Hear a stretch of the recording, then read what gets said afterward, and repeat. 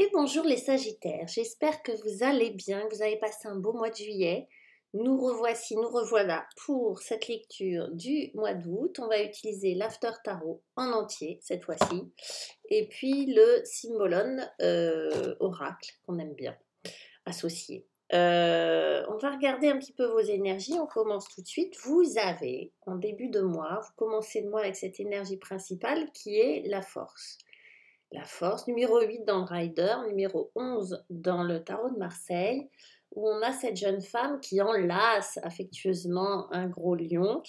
La force, c'est quoi? C'est de la pugnacité, c'est de la ténacité, c'est un nouveau démarrage dans quelque chose, un travail, une relation, mais qui est un peu lente, oui, il y a l'idée de la lenteur et de la persévérance. Du coup, pour certains Sagittaires, vous allez peut-être avoir la sensation de sortir les rames pour faire ce que vous avez envie de faire. Vous voyez, on est dans un travail, que ça soit une relation encore une fois ou un travail hein, tout simplement, mais on est dans la patience, la persévérance.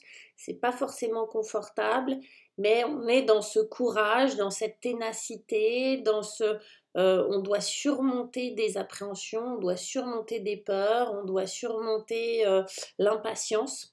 On va parler de temps là, pas mal dans votre jeu, et, euh, et on est dans quelque chose par contre qui s'inscrit dans la durée, qui s'ancre dans la durée et vraiment où on va laisser une empreinte. Et puis on a cette carte, cet oracle qui va nous parler des énergies de la Vierge et de la Balance.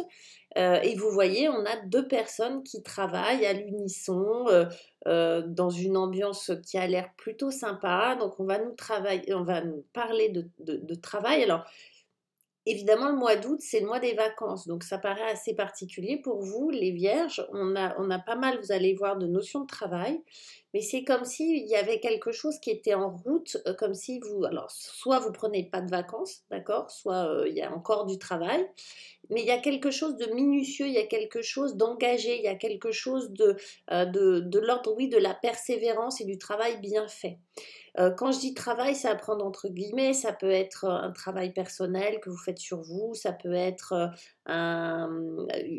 encore une fois une relation, mais vous voyez là j'ai plutôt la notion de la minutie, du travail bien fait, du labeur, etc. Ça peut être un petit peu désagréable, ça peut être un peu lent, ça peut être un petit peu fastidieux, mais en attendant, on a quand même quelque chose d'une harmonie, comme si quand même vous le vouliez, ce truc-là, que vous étiez parfaitement engagé dedans et que vous vous donnez à fond. Vous voyez, il y a quand même cette idée-là. À surmonter, parce que quand même, il y a des choses à surmonter en plus de ça, ça va être les illusions. C'est pas de se faire d'illusions. Vous voyez, là, on a cet homme avec, c'est le 7 de coupe, hein, où on est dans les rêves. Mais comme ça va être le défi à surmonter, là on va vous parler d'illusions. C'est marrant parce que pour le scorpion on en parlait aussi, on était beaucoup dans les rêves. Mais là on va vous parler de attention. Là où vous croyez avoir le choix, peut-être vous l'avez pas. Parce que là cet homme il est en train d'essayer de choisir entre telle et telle option, entre tel et tel rêve. Là on vous dit attention, vous aussi de bien faire la part des choses entre illusions et rêves. Et là, on vous dit carrément de vous méfier des histoires que vous vous racontez ou des histoires qu'on vous raconte.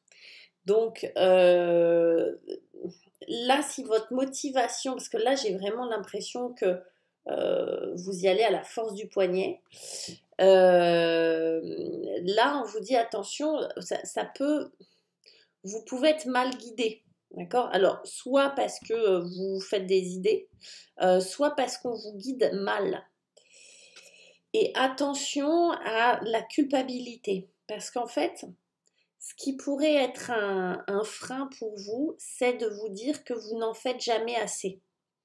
Du coup, ça pourrait engendrer chez vous de la culpabilité, un sentiment de devoir toujours faire plus, de toujours devoir faire mieux, d'être toujours dans l'excellence, d'être dans la persévérance, d'être dans des valeurs comme ça qui sont très nobles. Mais attention, on vous dit, C'est peut-être une illusion ce truc-là. Votre valeur ne dépend pas forcément du travail que vous faites ou de la quantité de travail que vous faites ou de la générosité dont vous faites part, etc. Voyez. Là, vous êtes un petit peu trop dur avec vous-même et je pense que peut-être c'est ça dont votre challenge en tout cas, ça va être d'être plus cool avec vous.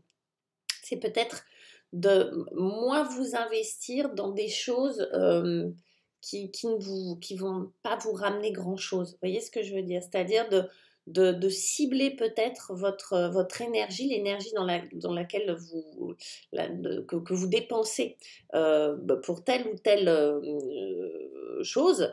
Je ne sais pas si je m'exprime bien, mais je bafouille un peu. Excusez-moi, je vais reprendre ma phrase. Euh, ne dépensez pas votre énergie dans des choses inutiles. Voilà, c'est beaucoup plus simple.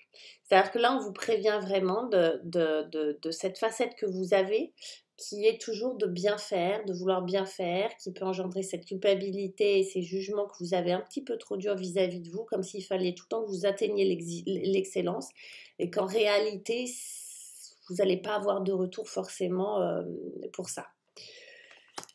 Ce qui va vous aider à dépasser ça, encore une fois, on a le travail, je suis désolée, hein, mais le 8 de denier, on est dans le travail et on est...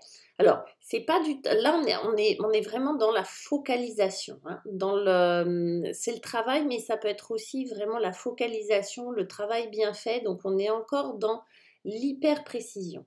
Là, avec le 8 de denier, on est vraiment dans cibler. Vous voyez, c'est pour ça que ça rejoint un peu ce que je vous disais là. Avec le 8 de denier, on va cibler vraiment là où on va mettre notre énergie.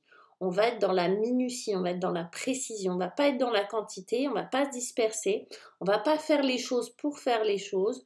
On va vraiment être dans la focalisation et dans le travail précis, alors que ça soit, encore une fois, hein, même si on parle de relations de couple, hein, par exemple, ça pourrait, hein, vous le verriez sous un angle un peu particulier, mais pourquoi pas.